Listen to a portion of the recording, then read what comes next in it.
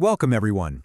This is a really focused clinical briefing for pharmacists, and it's designed to sharpen your skills for one of the most common things we see at the counter, vaginal symptoms. So let's just dive right in. Here's what we're going to cover.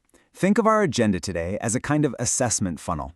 We'll start broad with the basics of a healthy environment and then get more and more specific, tackling patient counseling, telling different conditions apart, guiding treatment, and finally, knowing those critical red flags that mean you need to refer immediately. So first things first, before we can even begin to identify what's wrong, we have to be absolutely crystal clear on what's right. Understanding the normal physiology of a healthy vagina, that's the crucial first step. It's our baseline for everything else. Now this is where it gets really interesting. It's such an elegant biological system. So estrogen tells the vaginal cells to store something called glycogen.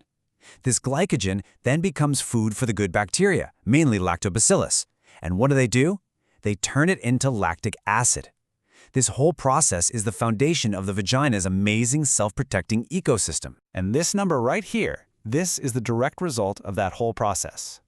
This acidic pH range, somewhere between 3.5 and 5.5, is the primary defense mechanism.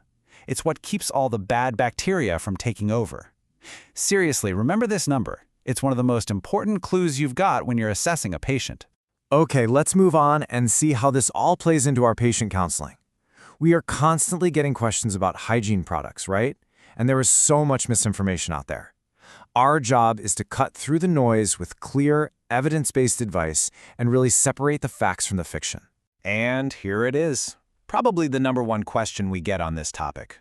A patient walks up to the counter and asks, "Should I be douching? Is it actually good for you?" Let's make sure you've got the definitive answer ready to go.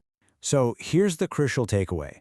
There are absolutely no proven benefits to routine douching, only risks. It completely disrupts that delicate pH balance and the good bacteria we just talked about, which, ironically, can make you more likely to get an infection. And it gets more serious. It's been linked to things like pelvic inflammatory disease and maybe even ovarian cancer. The bottom line you need to tell your patients is simple. The vagina is a self-cleansing organ. Douching is just not necessary and can be harmful. This brings us to the real clinical challenge for us as pharmacists. When a patient comes in with symptoms, our main job is to help figure out the potential cause of their vaginitis. And why is that so important? Because the treatment is completely different for each cause. Giving the wrong advice can just delay proper care. This table right here, this is your clinical cheat sheet. Let's walk through the big differences. For VVC, a yeast infection, you're looking for that severe itching and the classic cottage cheese discharge. And notice, the pH stays acidic, less than 4.5. Now, compare that to bacterial vaginosis. The big giveaway there is a fishy odor and a much higher pH, between 5 and 6. Then you have atrophy, which is really common after menopause. That presents with dryness and an even higher pH, around 7. And finally, trichomoniasis, which is an STI, usually has a frothy discharge and a pH of 6 or even higher. Asking about these specifics is how you'll start to put the puzzle together. Okay, so let's zoom in on VVC because this is easily the most common reason patients are looking for self-treatment. Our role here is absolutely critical. We have to make sure that self-care is the right move and that the patient is a good candidate before they grab a product off the shelf. Here's your essential 4-step checklist. Think of it as a safety screen. First, has a doctor or nurse practitioner ever told them they have a yeast infection before? This is a big one. Second, are there any other factors like pregnancy or uncontrolled diabetes? Those are immediate referrals. Third, is this happening a lot? If they've had another one in the last 2 months, they need to see their doctor. And fourth, how bad are the symptoms? If there's major inflammation or skin cracking, that's another red flag for referral. So, once you've decided self-treatment is okay, you can talk about their options. And here's the great news. For a straightforward VVC, both the oral pill and the vaginal creams are equally effective. We're talking 80 to 90% success rates. So the choice really comes down to what the patient prefers, plus a few key counseling points. With fluconazole, you'll want to highlight the one-pill convenience, but you absolutely have to screen for drug interactions, especially with something like warfarin. For the vaginal products, you can emphasize that it's a local treatment, but then you have to give that critical warning. The oil-based creams can weaken latex condoms.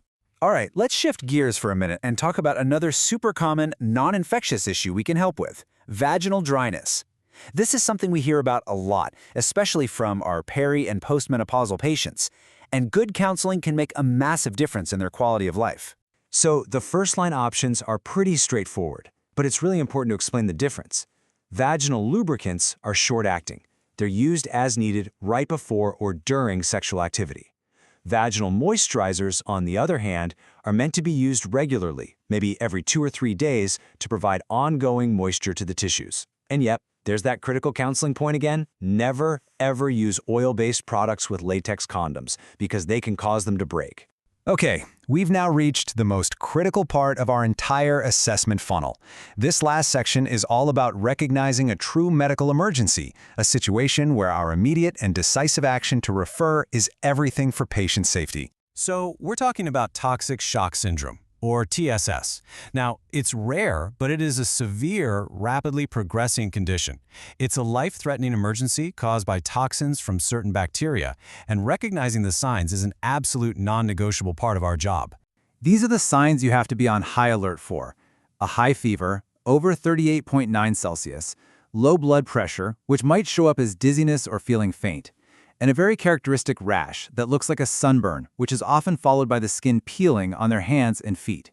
If a patient comes in with these symptoms, especially if they mention recently using a tampon or menstrual cup, your instruction has to be clear, calm, and urgent. Remove any product immediately and get to the nearest emergency room, period. So there you have it. We've gone through the whole assessment funnel, from understanding the baseline of what's healthy to managing common issues, and most importantly, spotting those rare emergencies. Your expertise, right there at the pharmacy counter, is truly the first line of defense for so many people against bad information and delayed treatment. So, the question to leave you with is, how are you going to take this framework and apply it in your practice, maybe even today?